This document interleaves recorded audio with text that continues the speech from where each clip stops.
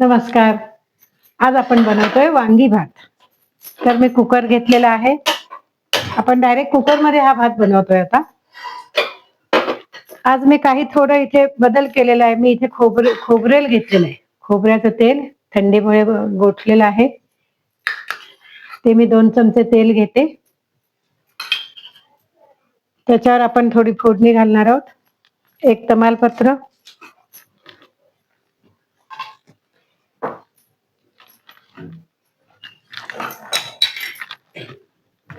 मला इथे साहित्य लागलेलं आहे. गरम मसाला, गोडा मसाला, वांगीच्या फोडी करून घेतलेल्या आहेत.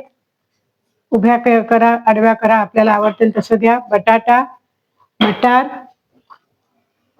आणि हा वांगी भातासाठी स्पेशल बनवलेला मसाला आहे. तो कसा केला त्याचं मी डिस्क्रिप्शन मध्ये आपल्याला डिटेल दिलेला आहे. त्याच्यासाठी थोडेसे काजू, गूळ आणि मीठ, तिखट, मीठ, गूळ आणि आपल्याला आवडणारा मटार, काजू आणि हे वांगीच्या ह्या फोडी असं आपण घालून खोबरेल तेलाचा असा मस्त सुगंध आलेला आहे. आता मी फोडणी करते. कढीपत्ता, जिरं, मोहरी,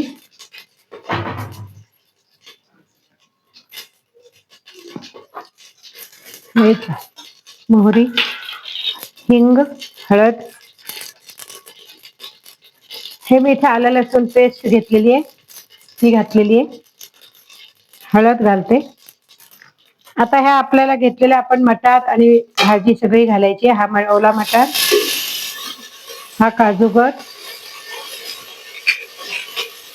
नंतर हा आपण घेतलेला इथे वांगीच्या फोडी करून घेतलेल्या आहे.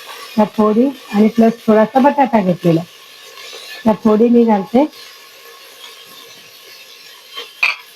आता हे सारं आपण एकदा एकजीव करून घेतोय.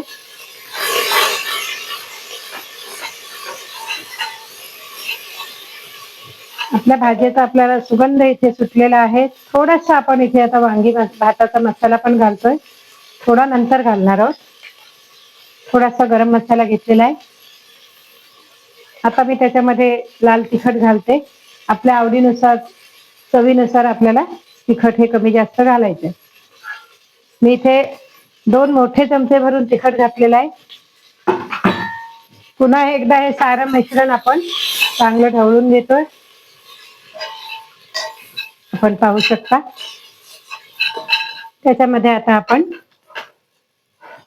हा रोज आपण वापरायचा तांदूळच आहे. कोलमचा तांदूळ मी घेतलेला आहे, वेगळा कोणता स्पेशल नाहीये. हा मी 2 वाट्या इथे तांदूळ मोठ्या वाट्याने भरून घेतलेला आहे. धुवून स्वच्छ घेतलेला आहे आणि तो थोडा वेळ निथळत ठेवलेला आहे. तो तांदूळ आता मी ह्याच्यामध्ये घालते. आपल्याला बासमती आवडत असेल बासमती घेऊ शकता. जुना इंद्रायणी असेल तरी पण घेऊ शकतात. नवीन इंद्रायणी असेल तर तो भात जरा थोडा मऊ होतो.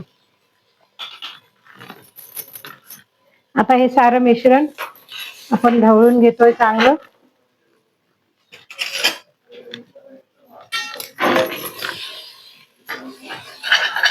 एक 2 मिनिटं आपल्याला हे मिश्रण परतायचंय, जेणेकरून तांदूळ चांगला आपला भाजला जाईल.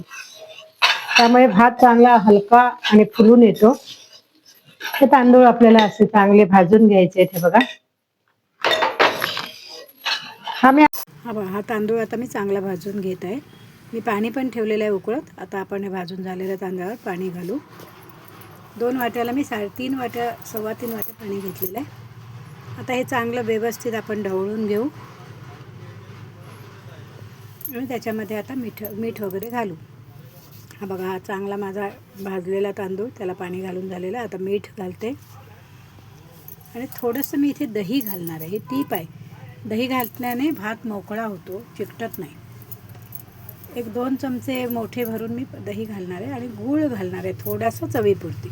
चला, सारं आपलं घालून झालेलं आहे, मिश्रण ढवळून झालेलं आहे. आता आपण झाकण लावू आणि त्याला 2 किंवा 3 शिट्ट्या काढू.